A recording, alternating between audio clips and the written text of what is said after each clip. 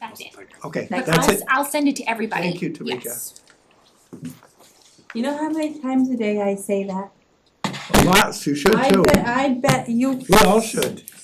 If I had if I could, instead of She's thank the- yous, I could give her $1. She's the center of the universe. Well, it's Rutland's, that's for That's sure. right. Thank you.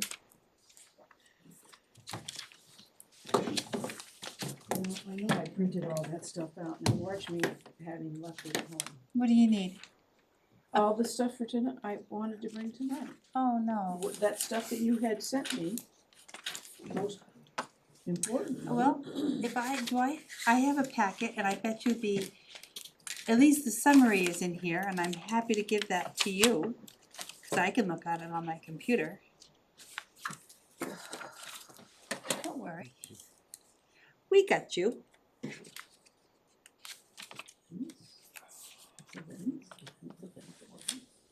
Who is Rufus Putnam?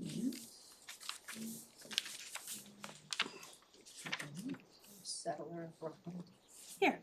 Wasn't he? No. Yeah, He was That's a it. Revolutionary War wait general a second, I haven't given up that yet. did settle here a little bit, for a little while I after may the have gotten Revolutionary War. really efficient. And then after he lived here for a bit, he went west and he was one of the founding fathers of That's Ohio. estimated. I'm sorry. Yes. No, that's, Yeah, it's his house that was the first house. I don't know, it's, did they give Sure, you You it's have a to one of check the- into Did they it, it's give one you of the different first numbers? houses, Yeah. yeah, maybe it was used for something before For he who? for yes, cause I Baker? think was there. I he took the didn't, number right yeah, from the possibly. application. Yeah, okay. Cause he didn't settle here until after That's the when I war. just looked at it. Yeah. Okay. It's like But the we second had to a last settlement page. here, I think since 1722. Okay, Yes. that's, Yeah. the one that they had sent is what I was using, One of the so. most popular. Yeah, is that No. Nope, that's the one that they gave on Thursday. Then when Okay. the town was Great. I settled. didn't think you after really certain had to bring period, anything. They asked you No, I'm. to do a summary or something ahead, but Okay. He Yeah. started That's out, what no, I he Good. started You out got with it, what you farming need? forestry, Yep. and That's then that's I correct. believe Say it it. was, get like it, steel get us in mills, trouble. I think there's another name for it, tannery. Tannery. Yeah. You have to Um, do And I think there were mills along them. open meeting Yes, law yep. thing-a-majig online. Where's my thingamajig? It's a, got- it's a little, it's like I have to- it's like a course. Today, only You one house. listen to, you go through this thing. Oh, and it it's tells you on- what the it tell- open, yeah, It tells you all about the open meeting law, okay. and it He's gives right you a here. quiz as you go along. Did you? Oh, I didn't And even then heard you, and about then you that. print out You're here a for the long certificate haul. that you've We didn't done. hear anything Yeah. from Harry. No. That I was- will- that was a bad choice Send of me mine. that, I had nothing else to do. because it No, really I is could- different than In hindsight, I've learned this year. Remember he asked us to switch Learn. CIPC and bylaw Yeah, because he yeah, was gonna be on vacation, I I didn't even think. dare say anything on email. Oh, is this the I week? think it was I think he was on That was there unnecessary. 2 weeks. Okay. Yeah, I didn't hear from And him, I- that's, and I'm it's gonna just a say guess, something cause I because remember we switched That's it, right. It's not so- like, Sent Tamika Okay, that all right, report. so we yeah, were- all right, so we And it can. wasn't- You were asking. I said, this is it, this is what All I've right, I'm written, gonna this is call what I'm tonight's meeting submitting. of the I select want you to board know to about it. order. If there's anything It's missing Monday, here, March let sixteenth, me know. 2026 at sorry. 6:02 PM. We are on Zoom, we are being live streamed and recorded for YouTube posting. I believe we are gonna be a 4-member board this evening. We have myself and Leah Whiteman in person, and we have Alex Bowett and Paul Matson joining us via Zoom today. We believe Harry is on vacation, so will not be in attendance this evening. Before we get started, if we could just stand for the pledge, please. Pledge allegiance to the flag United States of America, and to the republic for which it stands, one nation, under God, indivisible, with liberty and justice for all. All right, we might do a little bit of skipping around this evening if the board is amenable before we even get into the treasury warrant and meeting minutes. If we do have the representative for our financial audit presentation this evening, I just, in the interest of his time, if the board is agreeable to just jumping right into that presentation. Okay, Where do I go? you can come right up front if that's all right with you. Do I stand? Whatever you're comfortable with here, so.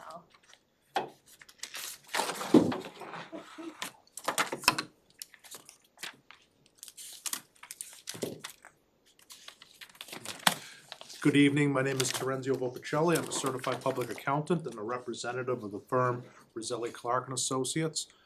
We are a CPA firm with offices in Woburn, Massachusetts and Hopedale, Massachusetts. We were engaged to perform an audit of the town's financial statements under an engagement letter dated January 2nd of 2026.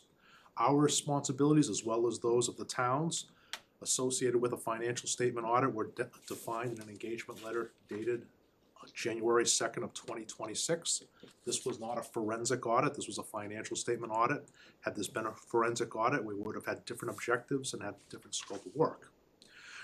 You should have in front of you two documents. One is what we call a required communications letter dated February 17th, 2026. It's about 3 pages long.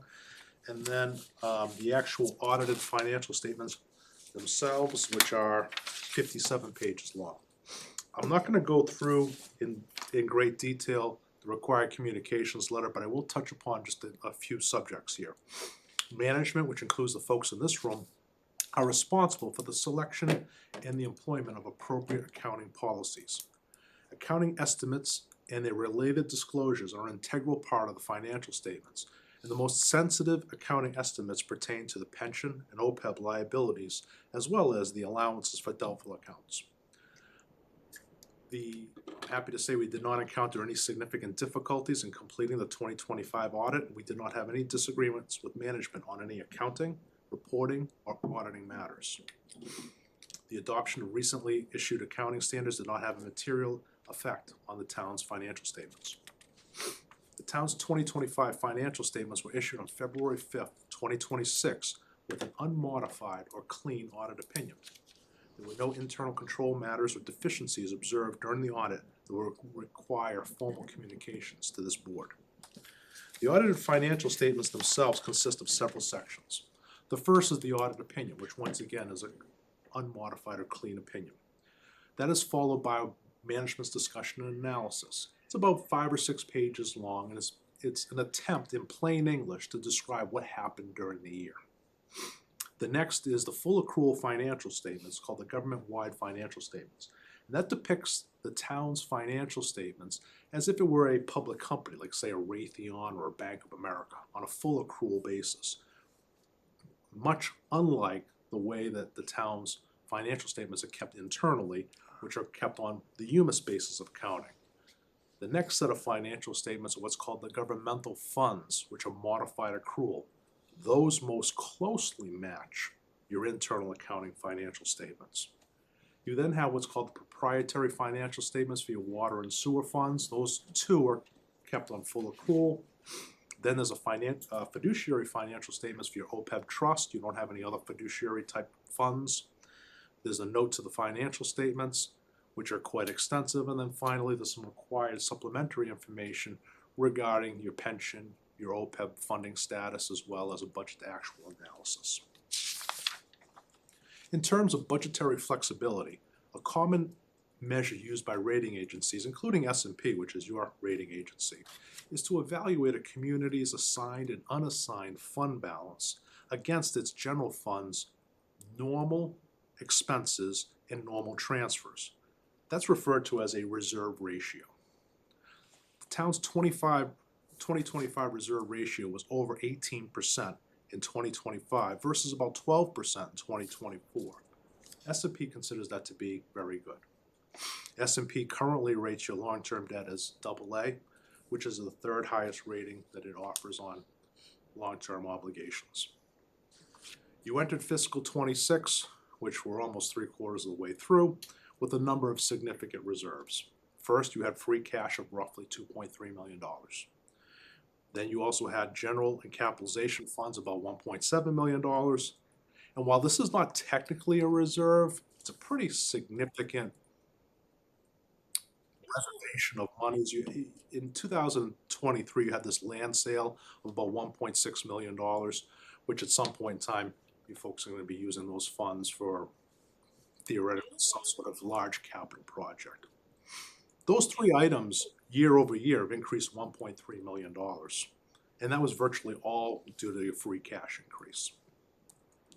In terms of budget to actual performance, on a statutory basis, the town's fiscal '25 revenues and other financing sources exceeded its expenditures by over $1.6 million.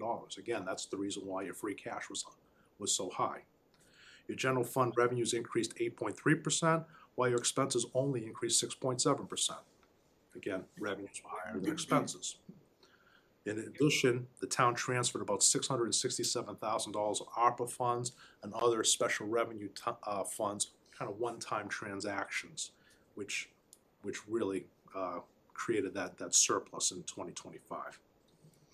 Actual statutory base revenues exceeded budget by $346,000, while expenditures and carried over articles were nearly $668,000 lower than budget. That second figure was relatively consistent year over year.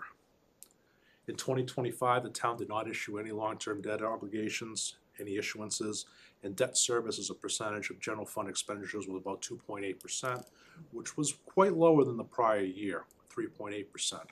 What happened was in 2024, you had your final payment on a state house note that matured, and you didn't have that in 2025. So there was, again, another reason why you had an uptick in your free cash this year.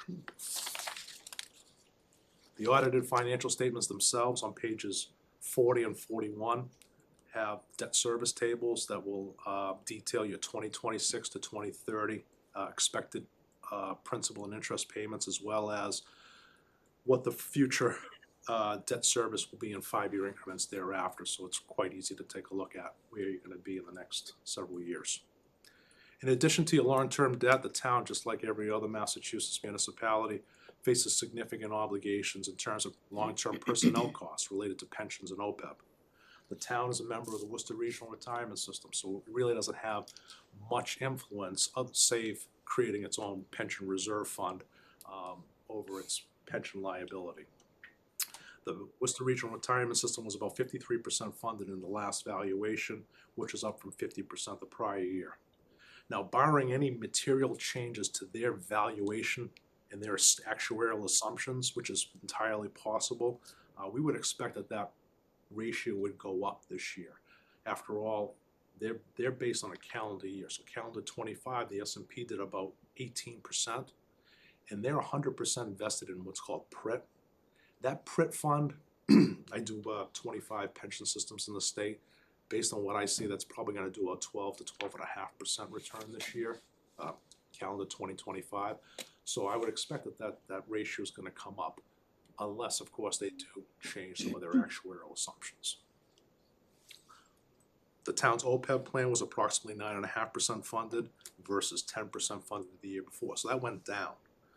There was an experience loss as part of the actuarial studies, as well as you folks actually used $156,000 of OPEB funds to actually pay retiree benefits. You've accumulated $644,000 towards that liability.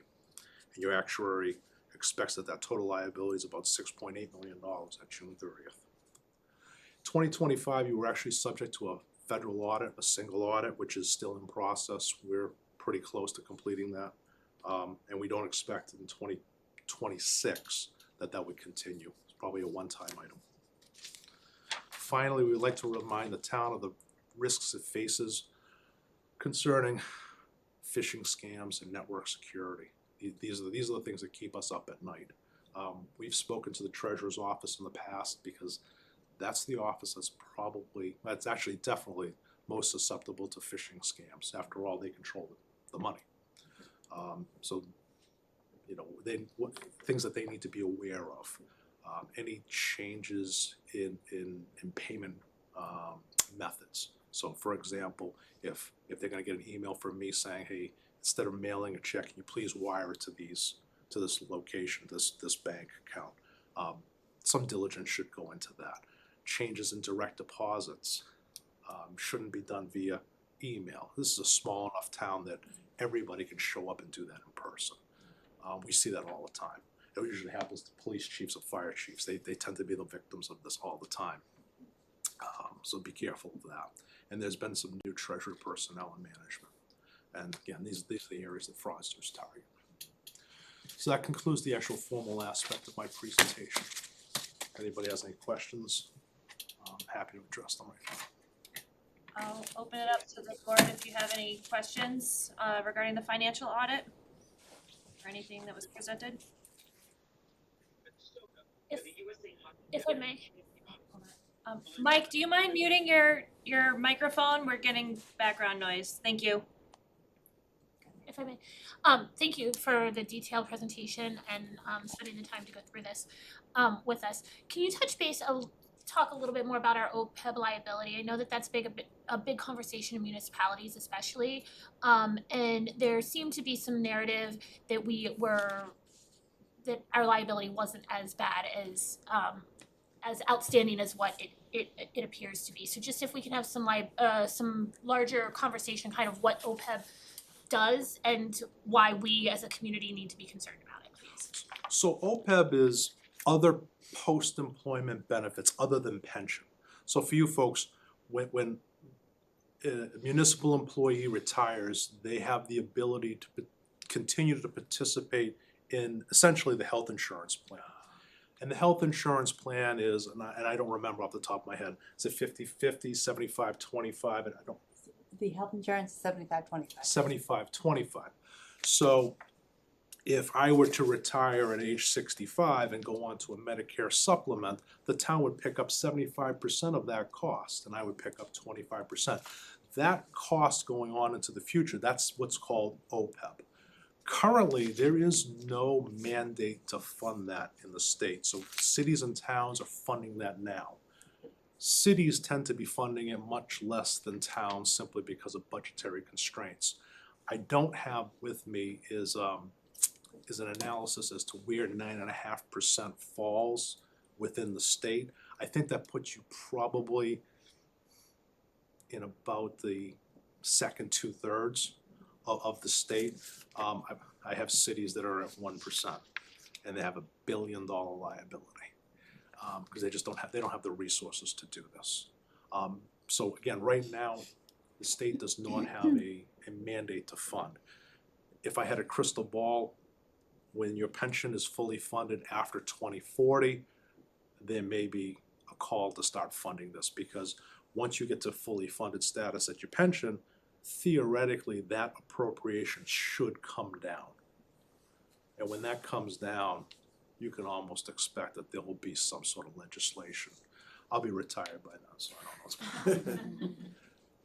Thank you for that. Paul or Alex, do you have any questions or anything you wanna? I'm good, thank you. Okay. Same with me. I have one more. Sure, sorry. And this might be out of your scope a little bit, but we have been AA rated for a number of years. What is something that we could be looking forward to increase our rating? I mean, I think I've been in town since the rating has come up, which has been huge. But knowing that our debt ratio right now is on the lower side and that we'll be looking at some potential outstanding long-term funding projects or something on the foreseeable future, is there anything that we should be mindful of that we could do on a more easy basis to increase our rating, or are we pretty consistent, comfortable at that AA? Well, if you were to take a look at your last credit rating, they actually kind of spell out where do you stand and where you can actually approve. I don't have that in front of me, but we've actually worked with a lot of communities to help them increase their credit rating, and a lot of it comes down to establishing written policies and actually executing towards it and creating various reserves. And then maintaining those types of numbers. Sometimes I have a community that's in I'm not gonna name it, it's in right on the border of Rhode Island. The numbers are so beautiful. Unfortunately, the demographics of the town don't support a AAA. If we were to pick that town up and move it 10 miles east, it'd be a AAA community all day long. Sometimes you're just kind of stuck, depends on demographics. Okay. But if We can were go to- digging for that information and find it Yes. relatively easily on our own. Yeah. Perfect, thank you. And you folks use Unibank, I believe? I think the folks at Unibank would be able to help you out with that pretty easily. Thank you. think I'm good. Leah covered mine was mostly the OPEB stuff as well, just some questions there, so I That's don't pretty have, much everybody's questions, yeah. Heather, I don't know if you had anything. Just appreciative of starting Yes. in a community that has a clean audit, and I think that's really a recognition of the hard work and education and commitment of the staff.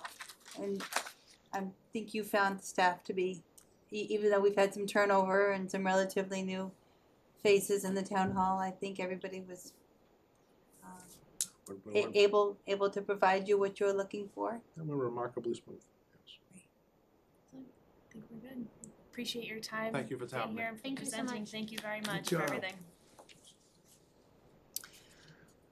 All right, we will move back up to the top of the agenda. We have approval of the treasury warrant 26-19 and 26-PW19. I didn't see anything out of the ordinary. We made the second final payment for the Collins Center. Was that for the charter or for the town administrator search? This for me. But other than that, nothing stood out really, just the normal. So if there's no questions or anything on the warrants, I will entertain a motion to approve Treasury Warrant 26-19 and 26-PW19. So moved. The motion, is there a second? Second. Thank you, Alex. Any discussion? All right, I'll start on Zoom. Alex, Vote aye. Paul, That's an aye. Whitman, aye. and Ledger I. Thank you. For meeting minutes, we just have one set of minutes from March 2nd, which was our, just a regular meeting minute. We don't believe we got any updates. Everybody was present for this one. So if there's no questions or discussion, I'll entertain a motion to approve March 2nd, 2026 as presented. So moved. Second. Motion and a second. Thank you, Paul. Any discussion? All right, roll call. Alex? Vote aye. Paul? That's an aye. Whitman, aye. And Ledger I. Thank you. All right, we'll move into our first interboard communication meeting. We have the bylaw committee with us. Thank you all for being here. So this is our first foray into our initiative, just to have discussion with the boards and committees and have the select board hear what you've been working on, if there's anything that you need select board assistance with. So I will, if I may, turn it over to you, just to kind of give us a brief summary. We do have some information in our packets, but anything that you want to share just briefly with what you've been working on, what you've got going on, is there anything that we can assist with? We'd love to hear from you. Well, I guess it's a good thing Heather gave me this.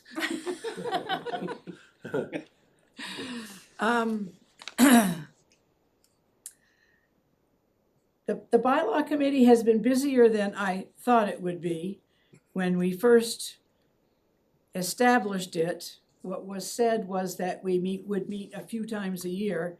And we've now gotten into probably meeting every month. And sometimes we have actually also met twice a month. So it's been a little bit more than what we had originally figured, but not that that's a big deal. It's just there have been some things that have come up, and I think that the things that have come up have given us a chance to get familiar with how the whole process is. We had one of the first ones was the wetlands from the Conservation Commission. And then we had the stormwater coming from the DPW and the engineering firm. So those kind of gave us a pretty good introduction into how the whole bylaw process goes. We just got the information now for the floodplain. My understanding is that bylaw, I just got the email today, so I haven't even read it, but that particular bylaw is pretty much the same as most other bylaws in the state. So it's really just a rubber stamp kind of issue, just to get it done so that we have one there. We have had a couple of Actually, I think we've had a total of 3, but I could be mistaken. Anonymous bylaw suggestions. And after discussion, we've decided that we're not going to pursue those at this time. If somebody wants to come forth with a suggestion for a bylaw, then it's easy enough to find out when we meet. It's easy enough to get in touch with us. And there really wasn't anything that was suggested that somebody couldn't have come and talked to us about it. So we have those. I kept them in my notebook, but at this particular point in time, we're not going to do anything about them. One of them had not too long ago to do about an issue in a neighborhood with dogs. And after I read it a couple of times, I said, this is more for the animal control officer than it is for the bylaw committee. And we do have a fairly complete dog and animal bylaw already on the books that at this particular point in time, I don't see any need to change. Although I would like to figure out somehow how to get the word out that it's not nice to let your dog poop in the middle of the sidewalk and then just leave it there. And that happens more and more frequently, especially during the winter. And carry a plastic bag in your pocket if you got a dog and just pick it up. You know, wash your hands when you get home, but anyway, that's it. So,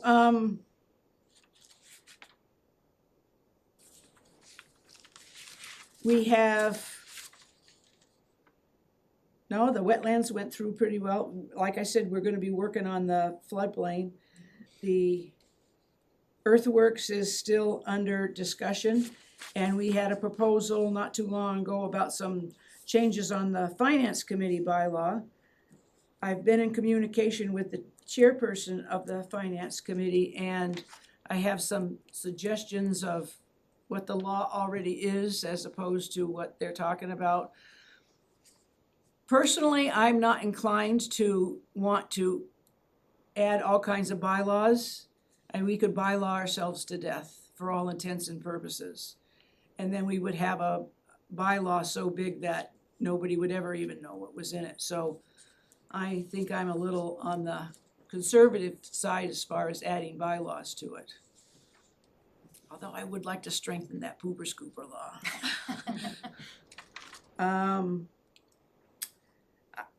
Personally, I think that's pretty much it. I think things are going well. We would like to get another member on the committee. And our latest addition has been Lionel here, and we all seem to be working fairly well together, and Can you remind me, is it a 5-member 5, board and you only have 3 right now? and we have 4. Four. You do have 4, okay. One of our We have members four. is just not present Okay, right now. okay. Yeah. Yeah. And I know you had, it's in here as well, I think you were working on and call it an official submission process, so like you had mentioned, you have those Right, anonymous right. submissions. One of the things that we had talked about doing was putting on the town website a way for people to be able to submit something to us and how the process works so that people understand that they don't just send us an email and say, well, I want a bylaw about Right. XYZ, that there is a process to it. And that if they're going to do that kind of thing, then they really should put a little bit of study and effort into it and come to us with the bylaw that they think that they want. I mean, we can add the little ins and outs in order to be able to finalize it if we decide to go ahead with it, but basically come to us with your thought process. Is that part of what you're looking at recommending, is a checklist of things to have as part of the submission, so we know that it's kind of Right, complete and it's not right. just a. And we just wanted to put it on the website so that people would have an understanding of what's involved in submitting. I mean, obviously, you can put a citizen's petition on, but then if the bylaw committee doesn't agree with it, you go to town meeting and the bylaw committee says, no, we recommend against this, then what's what's the purpose of them having come forward if they can't come to us with something that we can work with? That dog issue is a good one, I think. It was an anonymous letter, somebody complaining about the fact that there are a couple of dogs that run loose in the neighborhood. That to me is an enforcement issue, not a bylaw issue, so. Yeah, and real quick, I'll add one other thing too. So your bylaw proposal, whatever it ends up being, right? You can always evaluate what the previous bylaw was. Are you amending? Are you modifying, making a new one? Second thing is, so if we move it out of committee, it's gonna go to a public hearing. And we haven't had a ton of public hearings under our belt, but we'd love for the party that wants the bylaw to go through to be at that public hearing. It's gonna potentially make a huge impact when then it has to go to town meeting. And then in a town meeting, if the public doesn't have a great grasp for the bylaw, whether for the good or for the bad, it just makes it much more fair of a process if all those pieces kind of come together. And then, so that was just one other part. We were like, well, it being anonymous, it makes it kind of hard. And so, yeah. Is there anything that you have that you're working on now that the board here can assist with? Like I said, I have not looked at that floodplain. But my understanding is that it's pretty basic, pretty standard kind of bylaw. It needs to be, we need to have one in place in order to satisfy the EPA or FEMA. FEMA. Yeah. Oh, okay, FEMA. So we have a meeting coming up on the 26th. We all will study that over the next couple of weeks, week and a half. And then I had anticipated just being able to review it as a committee and then go ahead and vote it and move it forward to go to town council. The other one is with the finance committee. I did tell the finance committee the other day that there were some things. I've had a number of conversations with Anita Carlson simply because she's handy to get a hold of in the center of town. And the ad hoc committee was very careful not to place bylaws in our bylaw that were already part of the Massachusetts general laws. So if it's an MGL already, there's no sense in repeating it in the bylaw. Similarly, there are other departments, like there may be a bylaw under the select board that could have some impact on the finance committee. And if we start adding those, duplicating those, again, we start increasing the size of the document. So there are a couple of them that I need to discuss a little more at length with as far as the finance committee is concerned. They had hoped to be able to bring that to the town meeting in May. I don't know that we're gonna have time in order to be able to do that. And so it may be one of those things that has to wait until November. And we just wanna make sure that we get it right so that it's correct and it's solid. We appreciate that. Yeah. Thank you. The board have any questions for the committee? Yeah, just one quick question. I know you said you're 3 now, you want 4. Has it been, sorry, you're 4 now, want 5. Has it been difficult to find members? Is that the kind of the concern there? Well, I know that there have been a few email blasts that have gone out, and there, from time to time, there's always something on the signboard that says committee members wanted, and so yeah, I was able to recruit Lionel because we were at the community Expo. we were at the community expo last year, and he mentioned that he was on the bylaws for the Lions Club, and I said, I think I was kind of half joking, to tell you the truth. I says, oh, do you want to be on our bylaw committee? And so next thing you know, here he is. Gladly, I'm was delighted when he said, yeah, I think I'm gonna think about that. I went, whoa, that's awesome.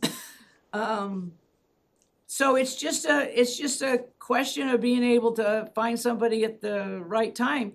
We did have supposed interest from somebody, but nothing ever transpired from that. I don't even know who that person was. He certainly had never been to one of our meetings. Do you think that the increased, and as you mentioned early on, that you've had a lot more meetings than you kind of expected to originally, do you think that's increased meeting amounts are causing it to make it more difficult to find people because of the increased commitment? No, I don't think so. I Okay. think that if somebody were to express an interest in being on the bylaw committee, I would say on average, we're meeting once a month. Every once in a while, we have to meet maybe twice. But I think Gotcha. as of now, I think that's only happened once, that we've had to meet twice in 1 month.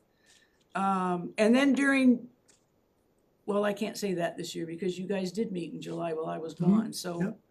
I mean, there was a meeting even during the summer, but we try not to schedule it, but sometimes it's unavoidable.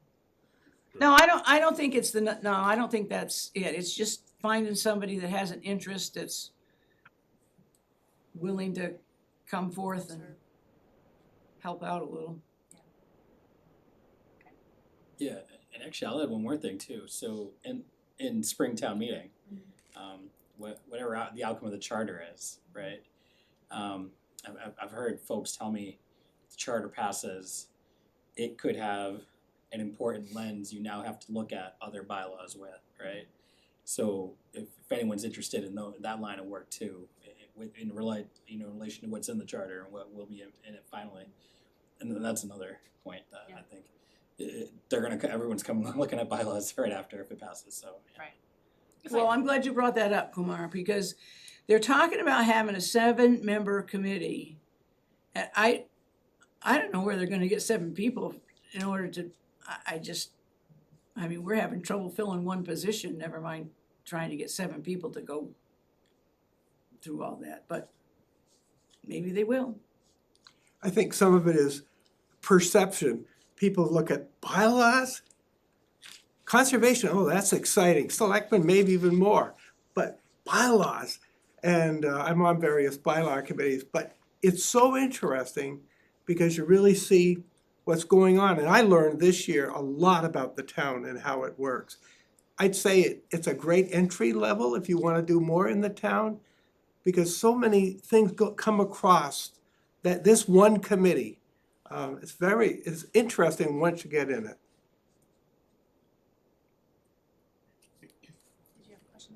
No, I wanted to thank you for the work, because I think when the bylaws, the recent iteration of the bylaws were passed through the ad hoc and kind of established the bylaw committee, there wasn't the thought that you would, to your point, that you would be as busy as you are, especially with new bylaws.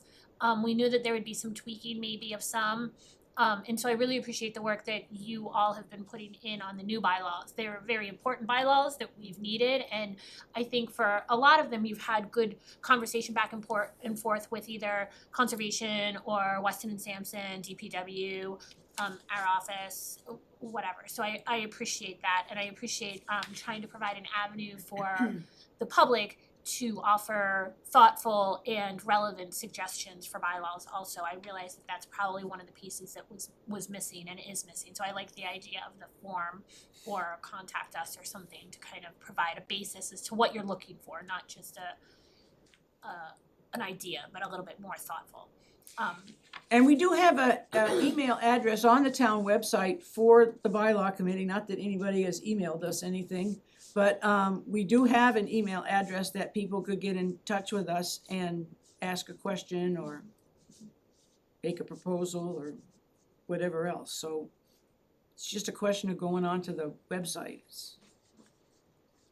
So thank you. I just wanted to say thank you. And to just touch base on the charter, the charter would have a application piece as far as the charter rollout. So whether that's in consultation with bylaw, it was not the intent to overburden the bylaw committee with your current work and this. It was kind of to try to see, so that piece is still, I think, being fine-tuned. and also not having to be the same people on the charter committee doing that work also, so that there's a different lens, or they could apply to do it, but that it wouldn't be the same people doing all the work. So I just wanted to touch base on that it wasn't to take it away from you, but it was to not overburden you. Thank you. And so I'm sure that there will be consultation for sure. So Okay. thank you. Any other questions for the committee?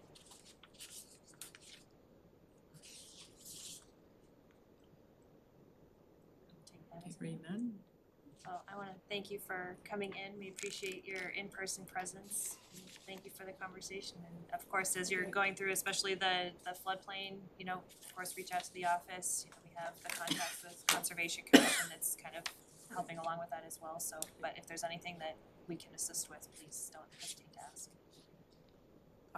We will do that, We appreciate everything very much. okay? Thank you. Thank you. You don't care if we leave? Oh, no, I mean, unless you wanna stay, you're welcome, of course. No, I'm good. All right, Thank you. Keep up the good work. we will.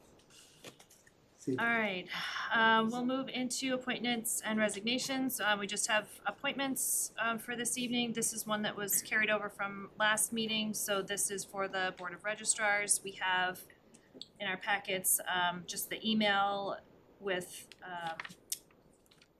Holly's expression of interest to continue serving on the Board of Registrars, and we also have an email from Anita Carlson that the Board of Registrars met and voted to recommend Holly's appointment to the Board of Registrars. So this is pretty straightforward, just again carry over from last time, so if there's no questions or discussion, I will entertain a motion to appoint Holly Haynes to the Board of Registrars to serve for a 3-year term. So moved. So moved. Second. I just have a quick question. Sure. I know last year there was a lot of conversation back and forth as to the process for the Board of Registrars appointments, and I assume that this was the town clerk. The authority kind of falls within the town clerk and the Board of Registrars. Everything was followed according to MGL for the registrar's appointment. Yes, I think that's why we had some of the delays as well, because the Board of Registrars had to meet and vote and discuss everything, so as far as I know, everything was in order. And just to add to that point, with our last meeting, we also made the adjustments to the appointment policy to remove the clause that the potential appointees be in person, so we don't have that stipulation anymore, so. Okay, we have a motion and a second, any discussion? All right, roll call, Alex? Vote aye. Martin, aye. I'm gonna, Ledger, aye. Thank you.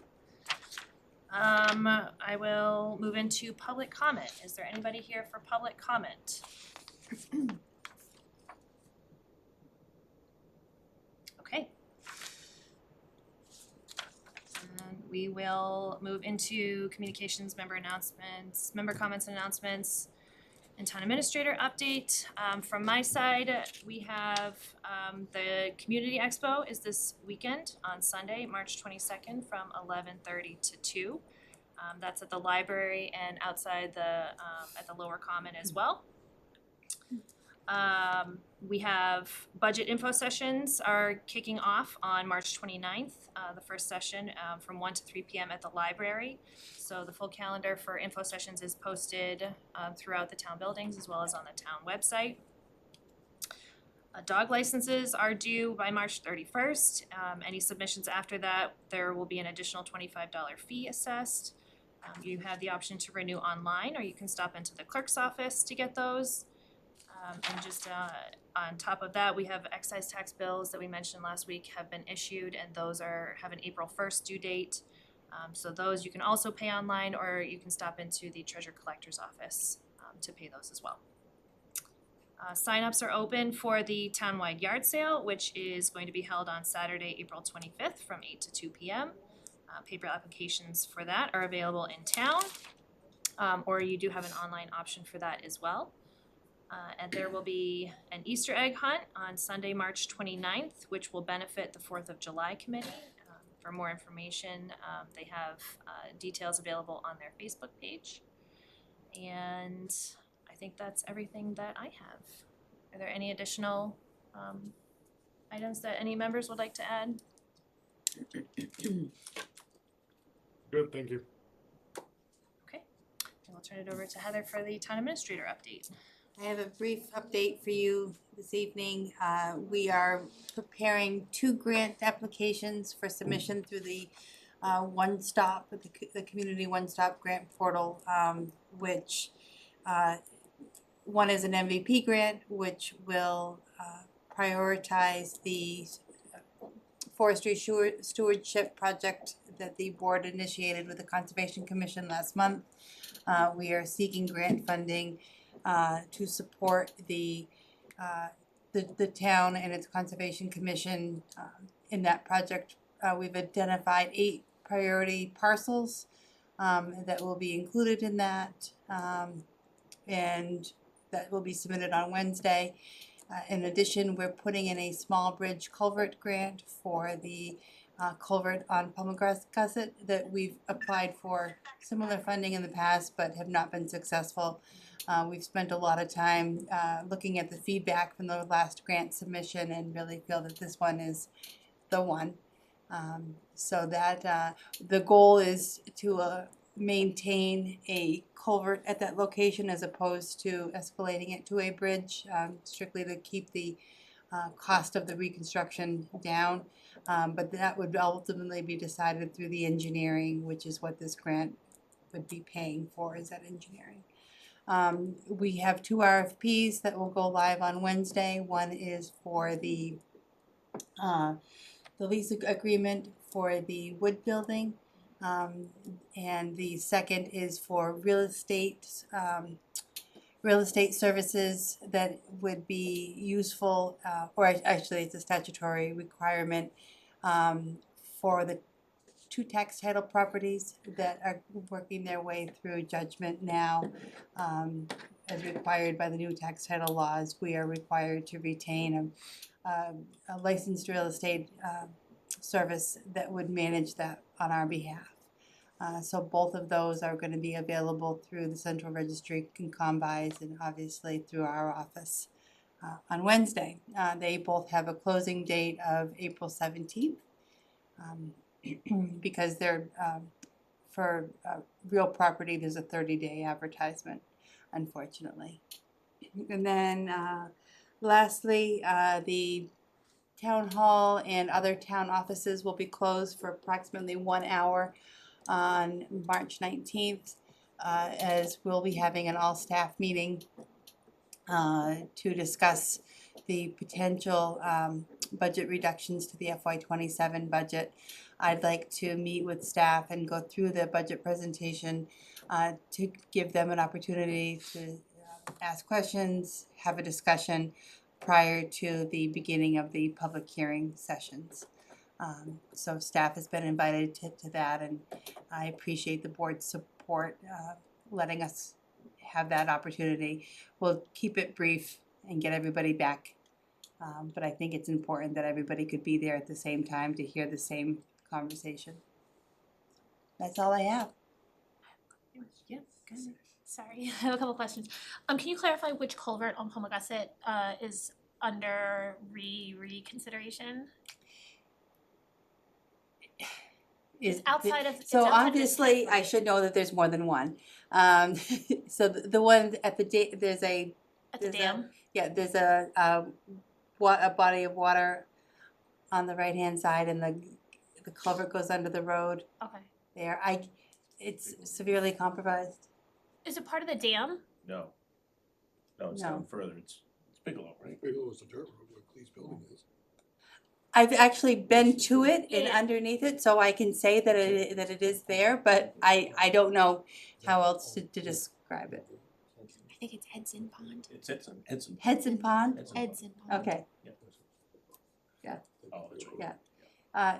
Still new, No, still learning. I guess my bigger concern was that it wasn't part of the dam tip project because I No, know that no, they're- no, no, okay. no, no, this is not part of the TIP project at all, no. And I figured if it had been under review a number of times. then No, it had- okay. my understanding is that we submitted for the small bridge culvert grant opportunity last year and it was not as successful, so we are submitting to DER for, when you submit to DER, you are subject to stream crossing, so that's why I hedge with it's our intention to keep it a culvert, but as it goes through stream crossing standard observation, that may change. And I have one other question, just for clarification, the meeting that you're holding on the 19th is for all staff All or staff. department heads only? All staff. Okay, I think that that's really important, that all staff is hearing the same words from your mouth and not filtered through, especially something of this magnitude. So I appreciate that very much, and I appreciate you providing an opportunity for the closure of the building so that all staff can feel that they are valued and should be there. Thank you, I appreciate that, and I agree. Once we go into the public hearing, the public information session portion of the budget review, I think it's important that, that's certainly an important part of the discussion, but letting staff have an opportunity to see it first, ask questions, help me improve that presentation.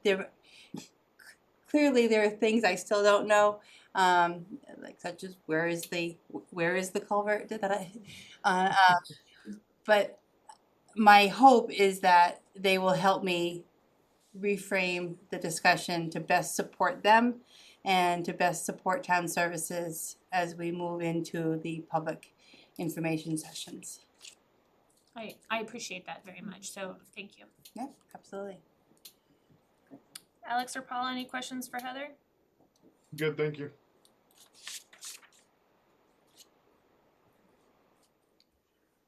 All right, then we can move into old business. First up, we have the dedication and in memoriam pages for the annual town report.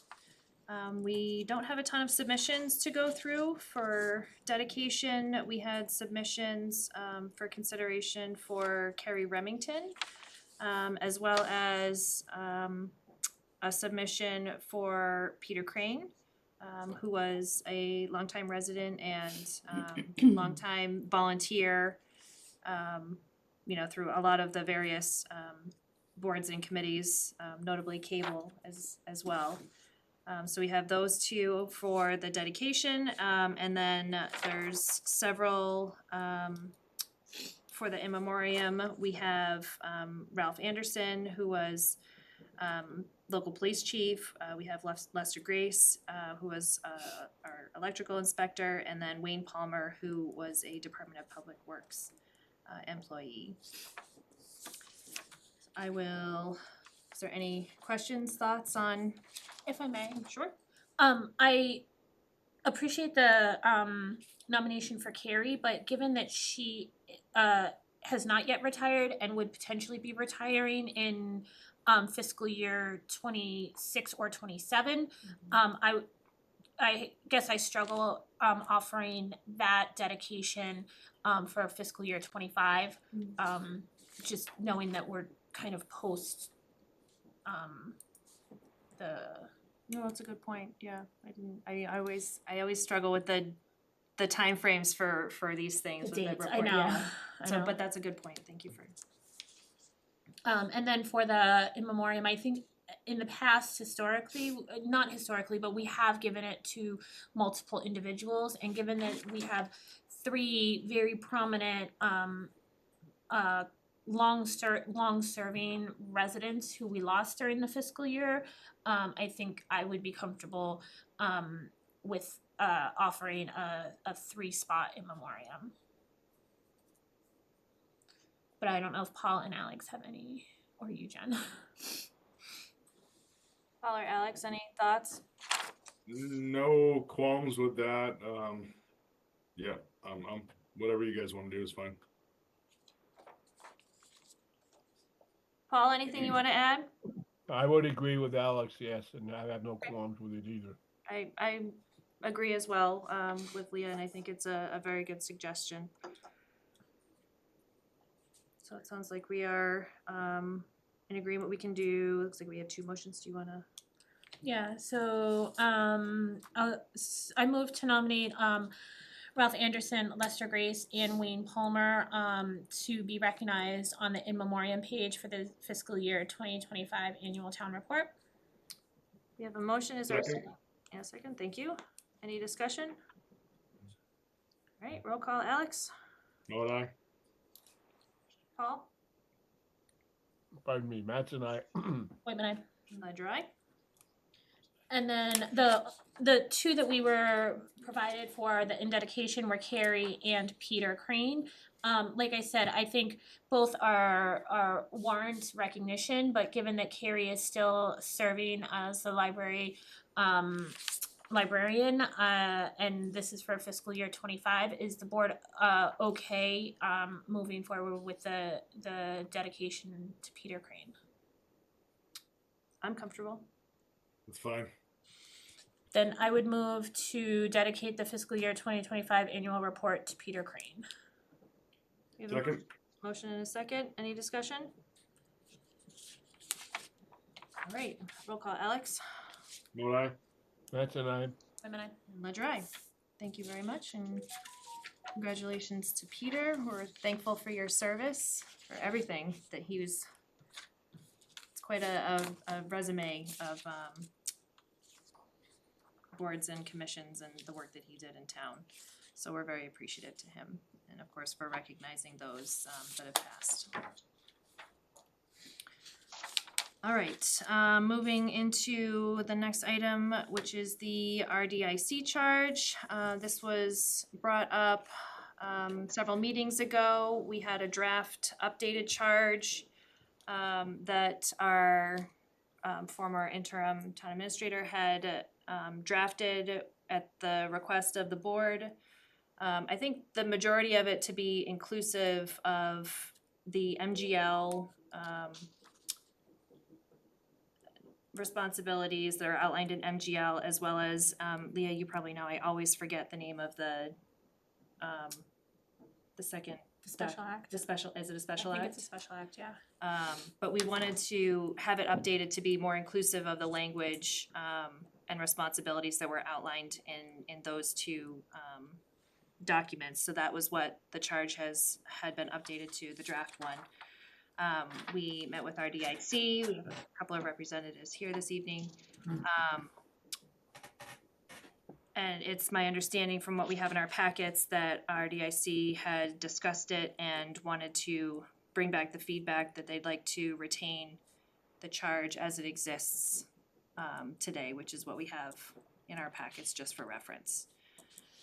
So I just wanted to bring this back before the board to see if there's any comments. Is the board still looking to move forward with the updated draft? Is there anything to change in that draft, or is the board more looking to keep the draft, the charge as is for the RDIC's feedback?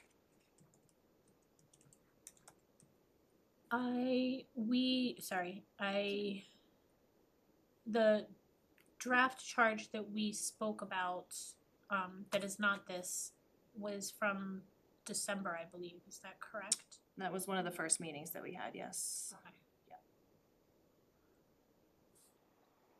And then I believe February 2nd was the next time we met jointly with RDIC. But I think that the draft charge was, I believe, the same at that point, Yes. correct? Yep. Yeah, okay.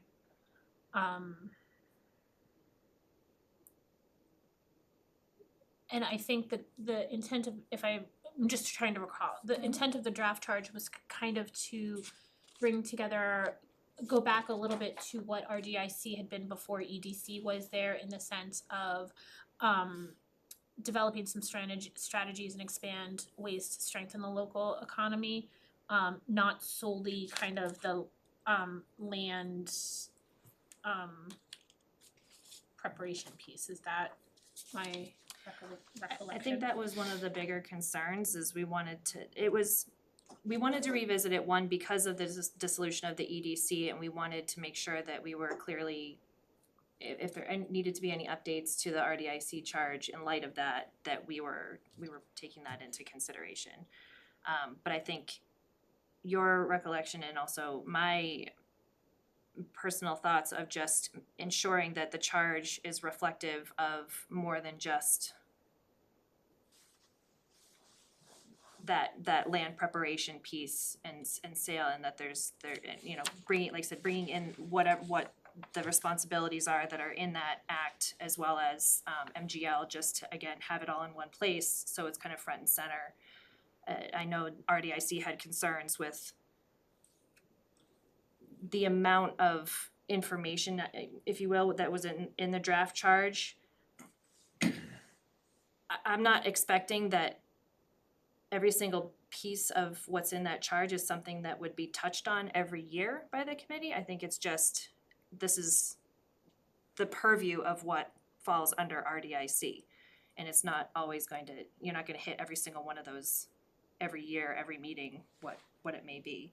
And I think if I recall, some of it was trying to take the special act that very much grants RDIC the authority over the Rutland Heights property, and expanding a lot of that towards more of the town-owned property, so that it wasn't, this is only their focus for the Heights, but they also have their hands in And the other town all the property. other, so it was kind of trying to make it so that they were doing the same type of work for all the properties, whether it was Heights or outside of the Heights. Is that correct? That was my understanding. That's what I understood, yeah. And I think that, to me, that was important in iterations of previous conversations spanning years with RDIC, was that they felt kind of swayed back and forth as to, well, they do this for the Heights, that they only focus on the Heights. No, they're doing other stuff also. So I guess to go back to kind of the land management piece and then still have to refer to the special act piece for the Heights property. I understand that they're a volunteer board, and but I think that the draft charge was allocating, obviously, work with staff as well, and kind of directing them to, in consultation with staff and other boards and committees, that it wasn't solely on them. So I don't know if there was any additional communication back from RDIC as to kind of why they felt, I know we have a couple representatives here, but why they felt that they didn't want the slightly more defined and expanded draft charge, which we had spoken about at a couple meetings. We did not receive any other written communication other than the request to keep the charge as is. If I may. Go ahead, Paul. Yeah, okay. The two things that have come up most in conversations, as far as I'm concerned. Number one, if you're standing on Maple Avenue looking towards the center of town, on your right side would be the Moiseo property, and on the left side would be the property that is abutting the state systems down there. So in other words, okay, people are wondering about, all right, why is the most visible sites there remaining untouched or unused or whatever?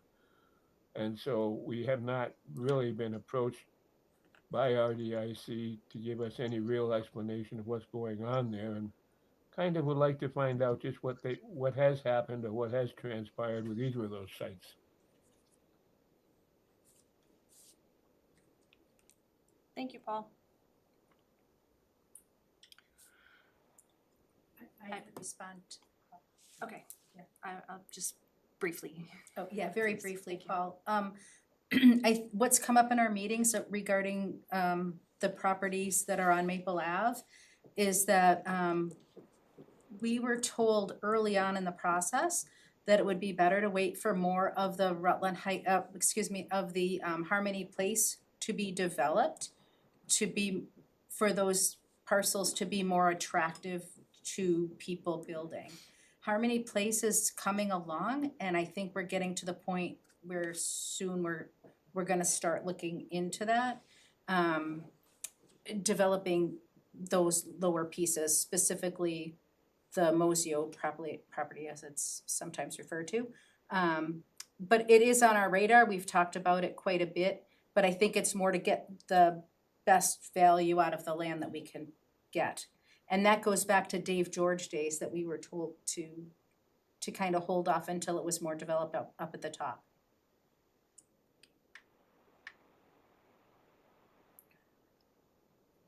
Any other thoughts or comments on the charge, or if there's a preferred version from the board?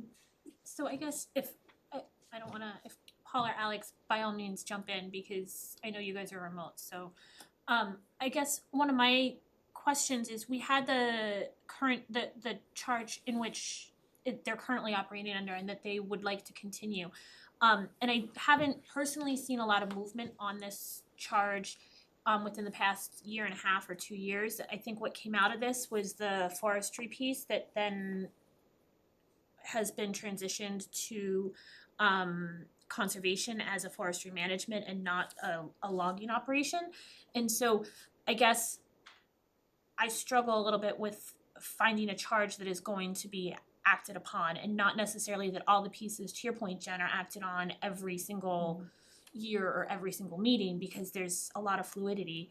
But I think I personally am leaning more towards and I hate to go against RDIC, but more towards the draft charge for which we spoke about in December and February, that is more kind of pulling in line with the special act and everything as well, and authority with working with the town staff and other land use boards and committees personally, but I'm of the same thinking as well. I just feel that it provides more information that's referenceable for, as far as expectations and, you know, again, what the purview and responsibilities are for the RDIC without having to look in all these additional places, which again, I feel like is one of the main goals that the board kind of wanted to see out of it. Was there's MGL that talks about specific responsibilities, and we're pulling that out in a charge to make it more visible. So I think for that, I think it's inclusive of what the current charge is. It just expands on it and adds some additional detail for interested parties. yeah, and some additional background or reference points to the current RDIC may know, and the current select board may know this, but we know how many times we had to go back and research the MGL and the special acts and everything to find it. And so the fact that it's documented in that charge, and again, kind of encompasses the roles and responsibilities for the Heights to the broader town-owned properties, that I think could help clarify some of the roles and responsibilities as far as public perception of RDIC also, that they're not only the Heights property, but they're doing other things as well.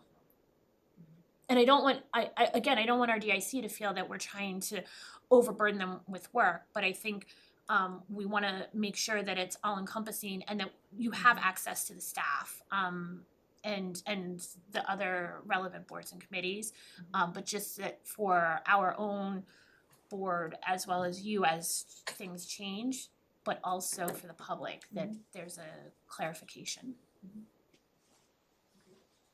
Yeah, I'm trying to think back on what the biggest opposition was to the change. Was it just that they thought they would have to do too much? I personally don't remember any opposition that we talked about in the charge. I think it was more around the forestry piece that wasn't in either charges specifically. And then I think it went back to RDIC and then came back just that they didn't want a change. They wanted to keep it as it was, I think. Am I misremembering? Well, I remember them being against the proposition of the change from the start when we all met together. I just don't recall exactly what the aversion was to. Well, if I remember correctly, it was RDIC that approached the board asking for charge clarification with the dissolution of the EDC, which is what started the joint conversations. So I think there was initially there was an expectation that there would be a potential change to the charge. But like I said, we haven't received any official correspondence from RDIC as to anything that they did not like about the draft that was presented.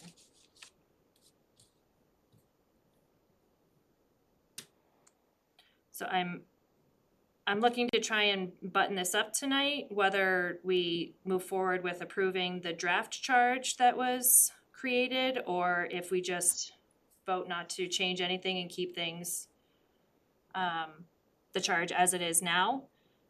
But I'd like to, one way or the other, button it up this evening.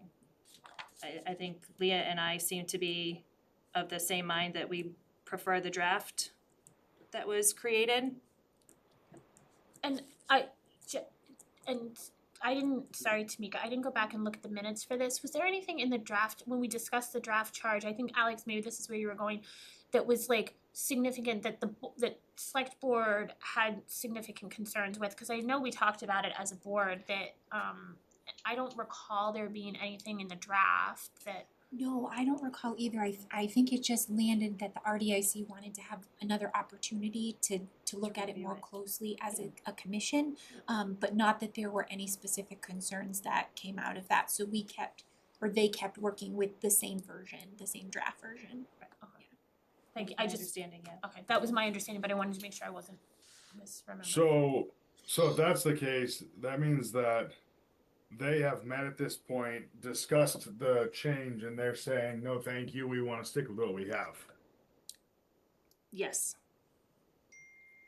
And we didn't get feedback as to why they wanted to stick with what they have, just that they wanted to stick with it. Yes.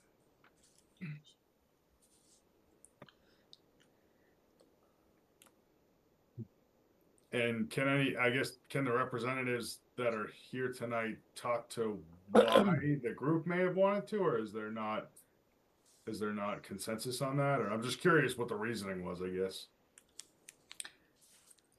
I would say there's not consensus on it. I don't mind the draft proposal, and it would be helpful for new people coming on the committee.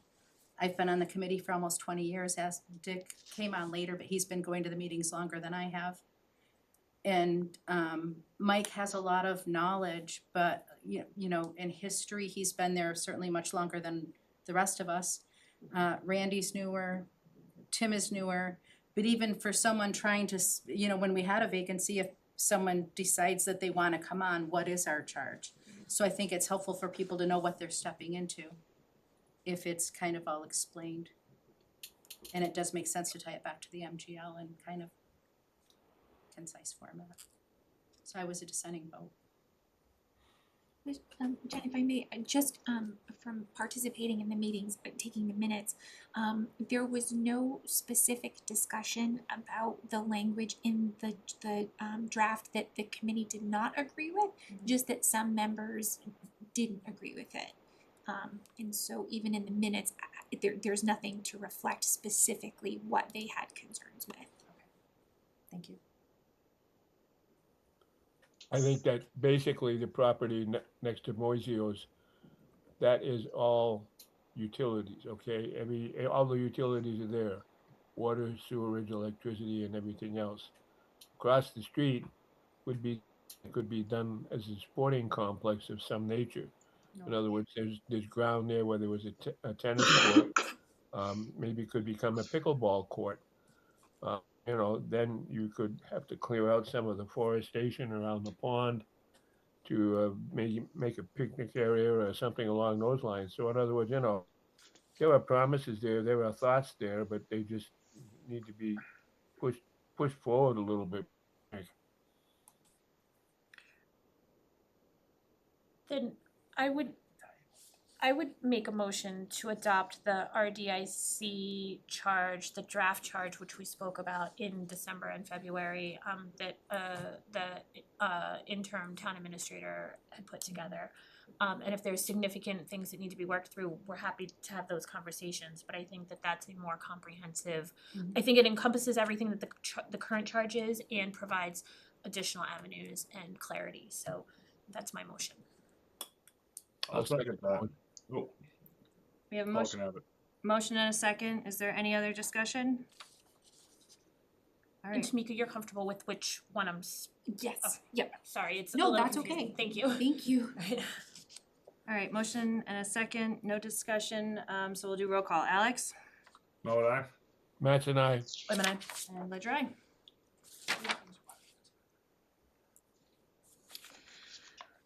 Okay, moving into new and special business, we already had the financial audit presentation, so next up we have seasonal liquor license for Rutland Marketplace. Is this the special one? It is, okay.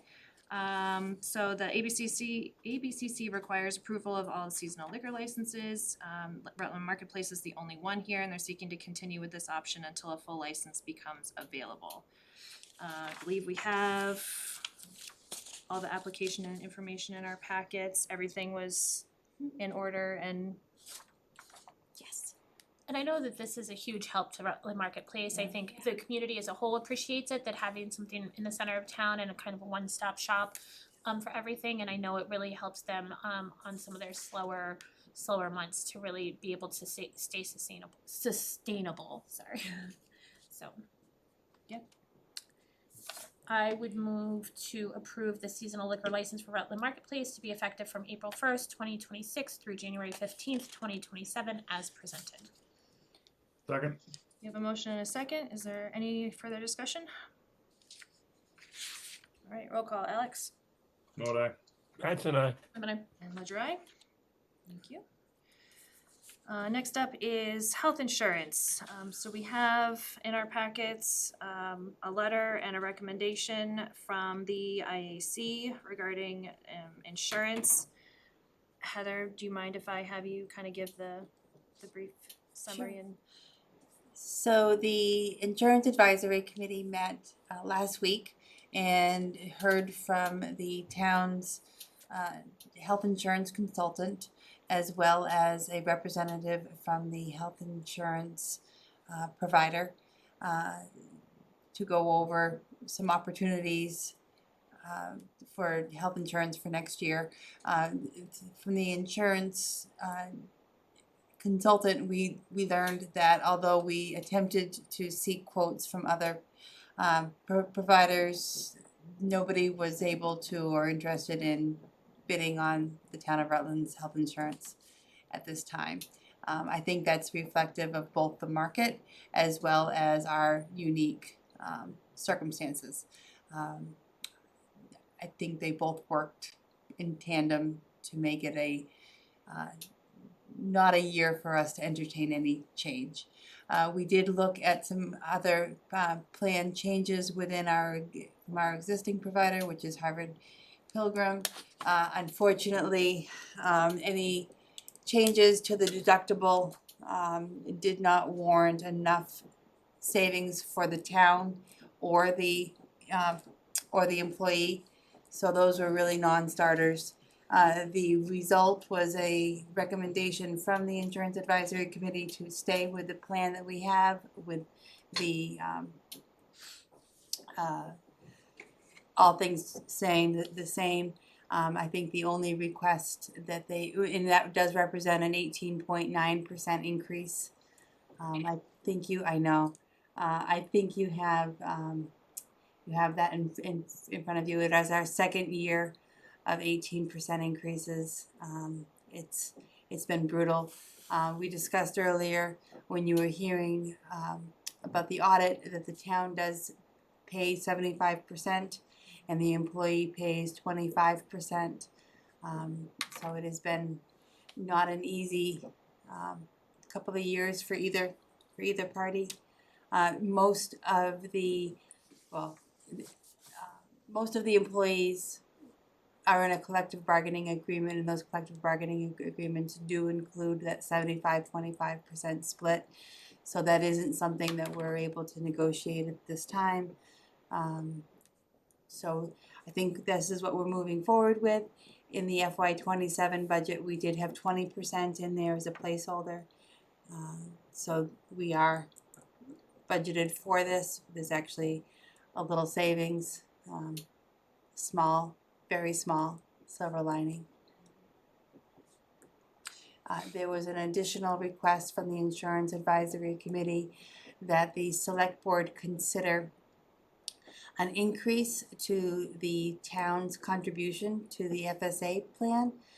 Currently, for the employees that participate in the FSA, they receive a $300 credit or to their FSA eligible purchases. This is for things like co-pays, prescriptions, and there was an increase. There was a request to increase that $300 to $1,000. There are 27 employees that are currently taking advantage of that FSA program. 29. I'm sorry? 29. I'm sorry, 20. I do not know why I have 27 stuck in my head. That's the second time today I've used that. 29 employees that are currently on that plan. We do feel that should the select board feel that that's something to consider, we are budgeted for it again within the overage of the 20% versus the 18.9. I think that one of the reasons that this has come up is that in a year where we are making some very challenging decisions based on budgets that, with or without an override, if we do have to reduce staff, those staff members that are still here and able to take advantage of the town's health insurance and the FSA, this is a token where we're saying that we see that, we understand that you're working with reduced hours, that you've lost staff, and you are going to be asked to do more, and this is maybe something that the town can do to acknowledge that. I do understand that there's a big difference in the amount that we're currently offering and what the ask is, and that is certainly up to the select board to consider. Did the healthcare consultant look at other healthcare plans as far as like self-funded, consortium funded, or ICHRA plans? Do you know? That we looked at all possible options. Yes. And so do we not get to see how those things compare to what is being offered or what is being suggested? I think that what you were provided is what you're traditionally offered. I'm happy to bring back additional information that's was presented because the only option that was on the table was the offer, or the decision from Harvard Pilgrim to continue covering us. There were no other options for the insurance advisory to review, and there's likely that the other discussions that happened between the consultant and our treasurer collector, if he was here, he may be able to elaborate on those conversations. I wasn't privy to them. They were either happening prior to my arrival or where he's in charge of your benefit package. Those conversations would have stayed with him. Gotcha. Yeah, I mean, as you know, I think everyone, I assume everyone is going through a lot of insurance changes. I know I have over the last few years in different companies and worked through those myself. You know, we're all kind of experiencing it in the governmental world, and I have to imagine that the citizens are kind of thinking, you know, why are we seeing these changes, or why are these changes happening, and the town employees are just accepting a 20% increase. That's year over year is a huge increase, and a large part of why we're seeing expenses go up. I think that we need to ensure that, I think it's part of my responsibility to ensure that we really are doing everything that we can to look at other options, and without having anything to say that to prove and show what the differences would be. I have a really hard time accepting that, this is what it is. That's fair. I think that from what we heard from the consultant, that a lot of that 20% is built around our particular claims and our circumstances. there's also, so talking with a Maya representative today on the dental aspect of the package, which is a 3.5% increase. Maya is not accepting any new clients right now at all. So that is a door that was closed before it opened. There are not many consortiums that are taking on new clients. I think that because of the position of the market itself for healthcare, I've heard that the GIC, which is the states, is averaging between a 12 and 20% increase for its members. I'm happy to get some additional information specific to your concerns. I'm not sure what difference it's going to offer, but if seeing it would be helpful, I'm happy to provide that. Yeah, I mean, I just, this has been brought up year after year in different ways, and I feel like every time it's brought up, it just has not really been met with a lot of, I have not seen proof that, or any real backup that other things are being looked at, I guess is the bottom line here. So whatever you can get me to show what else was looked at and what was compared to, I'd appreciate it. So in most cases, Alex, it will likely be a reply that says that we're not interested in quoting your community. So I can provide those responses. I mean, I'm talking, you have a consultant that you pay to look at ways of providing healthcare. That consultant would have suggested or should have suggested other ways of doing it. I'm curious what they have said or the details behind what they're saying. Okay.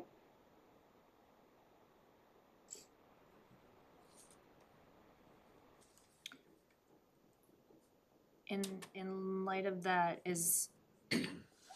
when do we require a board decision for the insurance?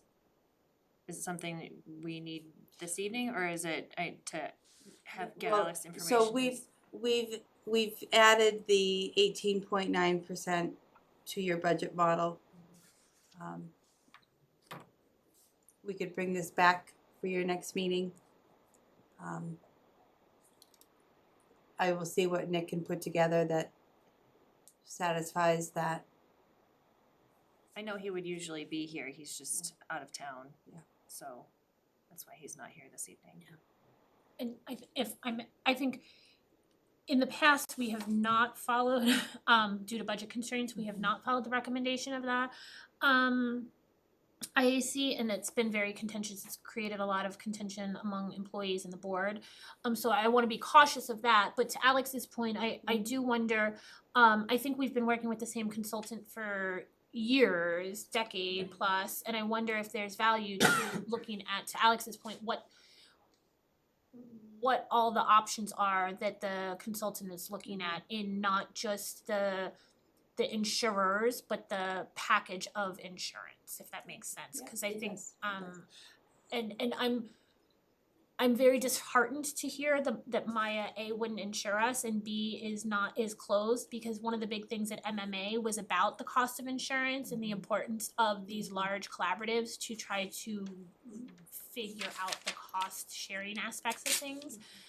Knowing full well that Rutland is a unique and heavy user of insurance, that makes it a challenge, but that we could still benefit from a larger pool.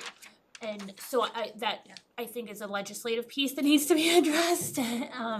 That was my conversation back to Maya this afternoon, was that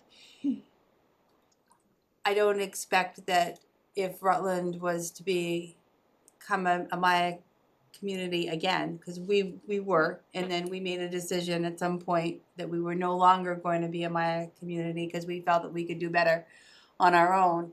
And I wouldn't expect that Maya would be able to offer us a better pricing, but just an opportunity to come back into that umbrella and work our way forward from there. That was my message back, was please know that if you decided not to quote us because there was the understanding that we were looking for a better deal, that was not our intent. It's simply to sort of get back to being able to cost share over all of the communities.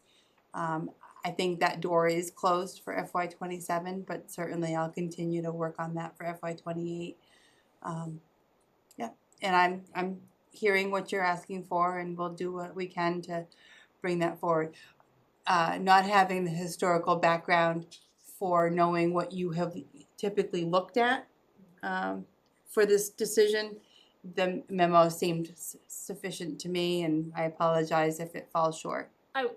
I can say that this is as good, if not better, than what we generally get as far as a memo, but I think having Alex on the board, who has a little bit more background on the insurance piece, and given that that's going where that's a huge driver of our expenses, and how we can better. I just wanna make sure that I'm tempering expectations. There is not going to be a different pricing that is gonna be available to us for FY '27 at this stage of the conversation, so.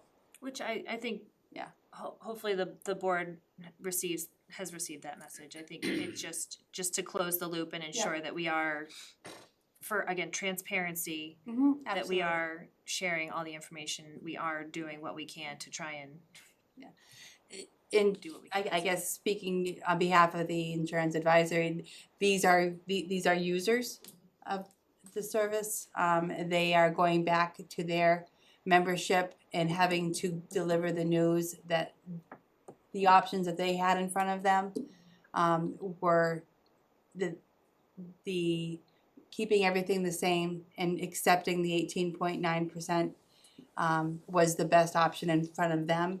So just, if that helps qualify, nobody wants a 18.9% health insurance increase. And to be the one that's representing your bargaining group or your department and coming back with that news, I'm sure it wasn't well received, so. Yeah, I mean, just to give, I've brought this up a couple times in a couple past, I've been in multiple companies now that have moved to ICRAs, and we have cut our health insurance expenses to both the company and the employees by huge amounts. Like to the tune of 40%. And that's cutting the expense, not a cut from the increase. So these are common things nowadays. I've done it at two separate companies. It comes with its issues. It comes with its difficulties. But if you're thinking, if you're talking about just price comparison, then it's a huge savings. And in my current work, we've built a little bit differently, and for an equal cost, we have basically created a healthcare solution that is significantly cheaper to the employee, almost equal in prior year to the employer cost, but the employee is literally going to pay like a quarter of what they did in prior year. Alex, what I'll do is I will connect you and Nick next week. Okay. Okay? Thank you. And I have another, it sounds like we'll pause on this just to get a little bit more information, but I just, for the dependent care, or the FSA increase, currently there's 29 employees, but there's no guarantee that number will stay as 29. It could go up for the next fiscal year for which we're budgeting, right? So the 29 employees now, that would be an increase of over $20,000 to the budget if I did my math correctly. And then obviously it would go up from there. I understand that it's kind of offset by what we had kind of predicted for the budget, but I just want to be mindful that those are also only the employees that are benefiting from that are the employees that are taking the FSA and not all employees, and so I just want to be mindful of that piece as well. So Absolutely, and I will also offer that I think that the Insurance Advisory Committee is using that particular figure as a conversation starter. I think I mean, we can have additional conversation. I struggle with a $700 increase straight away. I don't begrudge it, but to get there, and I think I'll say it could be said any number of different ways, but I'll stay with conversation starter. yeah. There's a acknowledgement or recognition that number could change and become a little more would be, anything is better than staying the same or going down, which I think employees recognize that this is a very challenging year and they're just simply looking to offset some of the costs that are coming their way. And I appreciate that, but Yeah. I just wanted Yep, to. no, understood. Okay, so we'll pause on that topic. If we can see if Nick would be available for questions for the next meeting, Mm-hmm. just so the board can hear everything. Yeah. That would be. And like I said, I just want to reiterate that this is a comprehensive package for what we usually get, and so I appreciate the work that they've done. But I think having Alex here and knowing what the years have been recently, having a little bit more information is.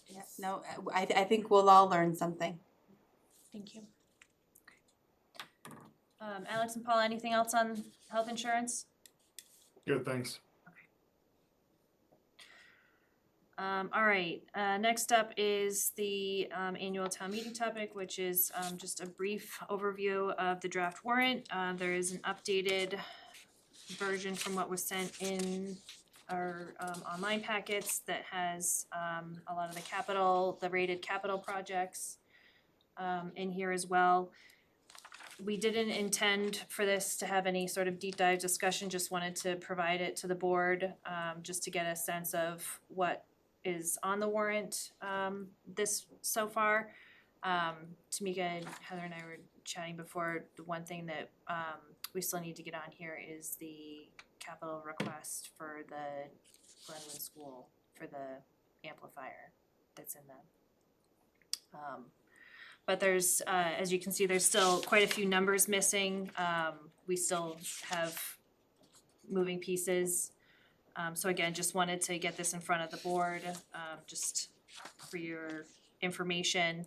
And again, Heather and I were chit-chatting a little bit about how the articles are laid out. So Heather has some thoughts and ideas that we wanted to bring before the board for consideration for the warrant as well. Well, now I'm a little nervous. No, so I recognize that it's really important that we offer our voters as much information as possible going into town meeting, and I really appreciate the way that your warrant is set up. There's a clear appreciation for the number of figures that you offer in your warrant document, as well as identifying what your funding sources are. It's been my experience that the warrant document to be posted has significantly less financial information, including the amounts to be appropriated and the funding sources. The language is left a little vague, not because we're trying to keep any information back from residents or for people participating in town meeting, but because it allows for flexibility while the motions are being written and last minute budget decisions are being made, that the select board, the finance committee, and the town administrator's office can adjust those amounts up or down and better strategize funding sources. It would be my recommendation and a thought for consideration that the document that you sign, that you approve to be posted, reflect that, and that a simultaneous document that would be considered a draft warrant that would have the anticipated amounts and the anticipated funding sources. So basically, the document that you have now, just with the additional funding amounts and sources, that could certainly be disseminated just as you always have, but that you post for legal purposes a more refined version that allows you the legal flexibility should we need it. 98% of the time you wouldn't need it, but in a year where you're looking at a significant deficit and there's going to be some last minute strategic decisions that will need to be made, I would appreciate the flexibility to not include your numbers, your appropriations, and your funding sources in your document that is posted. Again, recognizing that a document can be made available to the public, it just wouldn't be your posted warrant.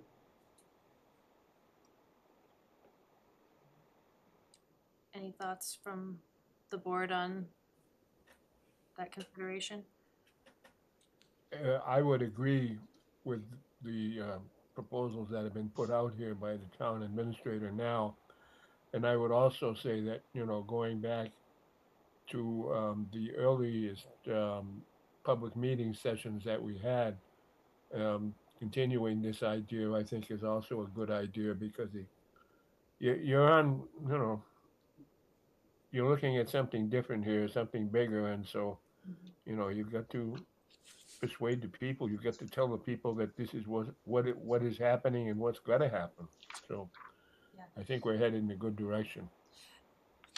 Certainly, the public information sessions, we would, there's nothing not to be gained by sharing the proposed appropriations. But I just think that once you put them in your warrant and that warrant becomes posted, those are the numbers that you go to town meeting with. You're allowed to come down, but you cannot increase. And I'm not suggesting that would happen, but you also are really locked into your funding sources as well. And as we move through, especially with your capital requests, how we finance, how we pay for those capital requests, that could certainly change as we get closer to town meeting, and just preserving that flexibility while still maintaining the transparency and having the open discussions with residents in the public information sessions. There's certainly, should have the numbers. And I know that some communities do not put numbers out there at all until 2 days before the town meeting, and then people get to town meeting and that's the first time that they're seeing what the amounts are. I think that's the other extreme, and that's certainly not what I'm suggesting. I just would like to preserve a more straightforward, refined document for posting purposes. And I'm happy to present both to you at your next meeting, and it can be a game day decision how you feel. Just putting it out there that's a thought process or a format that I'm more comfortable with and have used in other communities.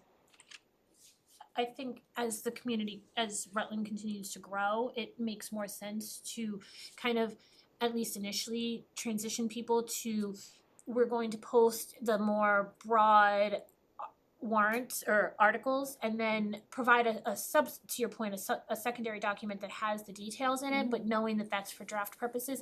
And I think as we continue to grow, we're going to have more of this, because we are still waiting on the state numbers, we're still waiting on the school numbers, waiting on grant funding or earmarks or whatever. There's a lot more moving pieces as we continue to grow. Plus our numbers are a lot bigger too, right? And so I think in my mind, it makes sense to work to transition that way. And it provides the administrator, FinCom and select board a little bit more time to ensure that what we're asking, that to double, triple check our numbers and our funding sources and everything so that And I think practically speaking, the warrant that gets posted is the one that goes up in the various town buildings. And I don't know, I understand that's the legal way that we're required to post, but I don't know how many of your residents get their information from going to the posting locations to see the warrant. I think that document that they're all used to seeing is the document that they will still have access to. It'll just be stamped draft, not for posting purposes or, you know, something like that assures. not legal Yeah. posting requirement or yeah. something. And, you know, because the only person that would ever check would be the Attorney General's office, and we can show that that's the document that we posted. So, Yeah, I'm in agreement as well. I think my largest concern was just making sure that residents did not have those figures the night of town meeting. And that concern has certainly been alleviated by being able to provide this supplemental document. So I don't have any concerns moving forward with that. and with that document in the public, Right. we would have to be very conscientious of any changes that we do make, because we're going to have to make sure that we can justify them and explain them on town meeting floor. So it almost holds us to a higher standard of accountability to the residents, while still preserving our legal right to change our minds. Okay, so it sounds like myself and Leah and Paul are okay with that. Alex, what's your? Yeah, fine, but yeah, that's fine. Okay, all right, so sounds like we're Thank good to you. move in that direction. Thank you. And again, we've got the draft here. There's gonna continue to be changes. We'll be moving forward with further discussions on that, so just, like I said, just making the board aware of this for now. Any other questions, discussion on this topic? Okay. For the FY 27 budget topic, again, just high level information. We have the school assessment numbers. We have the Bay Path number. Do you want me to read these out? Is it? Sure. Okay, so for Bay Path, we had an estimated assessment number of $1,040,502. The actual assessment that came in was $1,044,598. So just about on par there. As of right now, our estimated Wachusett assessment that we used for our budgeting purposes was $18,960,893. And the actuals that came through from the school district from Wachusett was $18,808,703. So they're about $150,000 less. I didn't want to get into any significant discussion on the school assessments this evening. We have, Wachusett has a meeting, they're probably. Actually, I just checked, it's actually tomorrow night. Oh, it's tomorrow night, okay. So they're having a meeting tomorrow night, to discuss, the budget as well and some potential adjustments. So anything that we talk about tonight could potentially change, so, I think we should wait until the outcome of that meeting and we can bring forward any new information.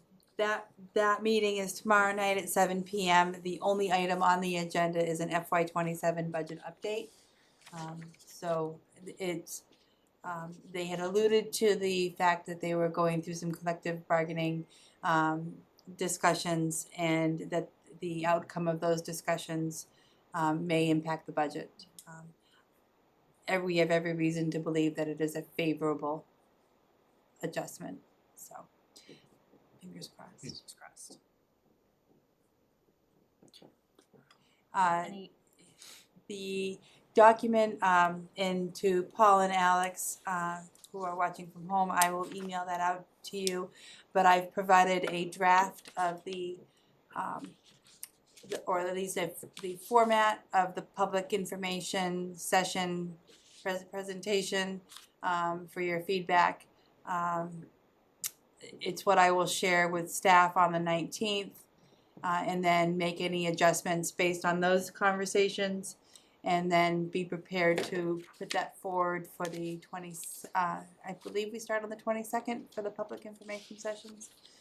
So your input is certainly welcome and appreciated. And I think that's all I have. Oh, ballot questions. We've heard back from town council to the exact language of our ballot questions, so you'll have those to vote on the 30th as well. There is a conversation, with a lot of moving parts here, whether or not there would be a second set of ballot questions representing the school assessment as a result of the FY27 balanced budget. There is a reduction currently to the school assessment. And since you vote that separately, it's not part of your general operating budget at town meeting. And you would have to treat that the same way that you would treat your operating budget by also approving the Proposition 2.5 override to fund the full assessment at the election. So I think we would know whether that's something that we need before the 30th, but those ballot questions also are being prepared for conversation.